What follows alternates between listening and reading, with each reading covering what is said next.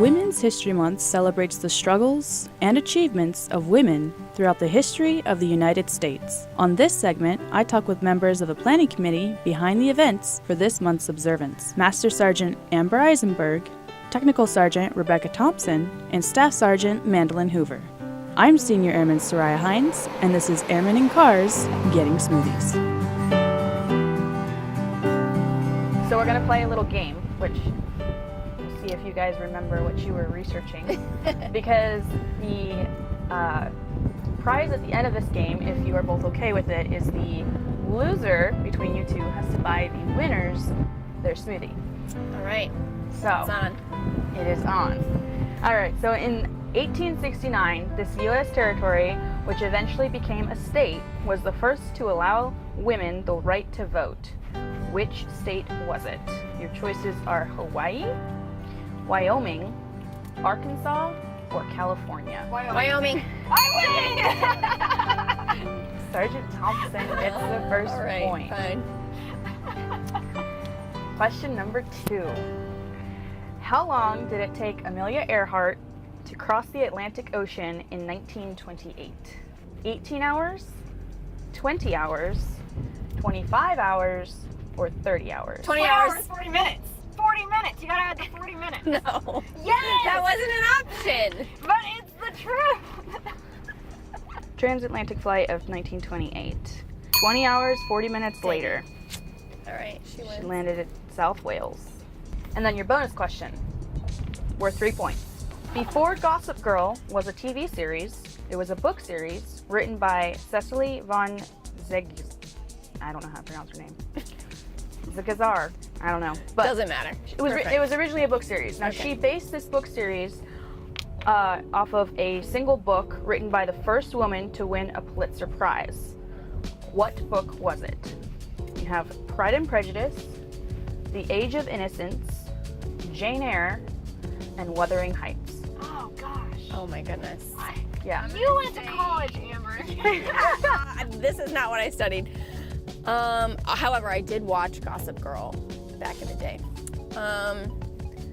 I'm gonna say The Age of Innocence. Would you like to take a guess, Sergeant Thompson? Jane Eyre. Age of Innocence is correct. You owe me a Amber. smoothie. All right. I'll buy you a smoothie. What a comeback, man. Yeah.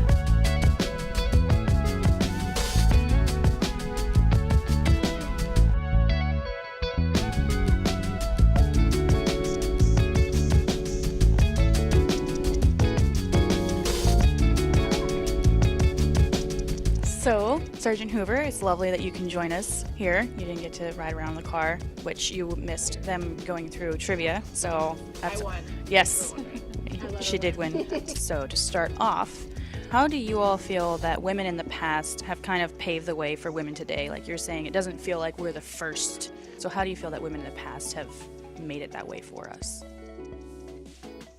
Obviously, things were not always as easy as they are today, and some things aren't easy still, right? But there were people that had to fight for those rights that we just kind of take for granted every day. So, I mean, clearly they've paved the way for us to be here. They were the first, they were the only, they were the ones that had to overcome all those barriers that we just kind of get to walk in and maybe still be the only woman in the room, but actually be taken seriously, you know? Maybe all of them go flat. So how do you feel that you're honoring those women who stepped up and had that courage with the way that we're serving today? But I would say women in the past, like, mostly I'm just grateful for them to have the courage to pave that way for us. Because, you know, yes, we're all here and we can notice things that are not quite right, but do we all have the courage to stand up and do something about it? And it took those women in the past having the courage to actually fight for what was right. And so for that, I'm appreciative.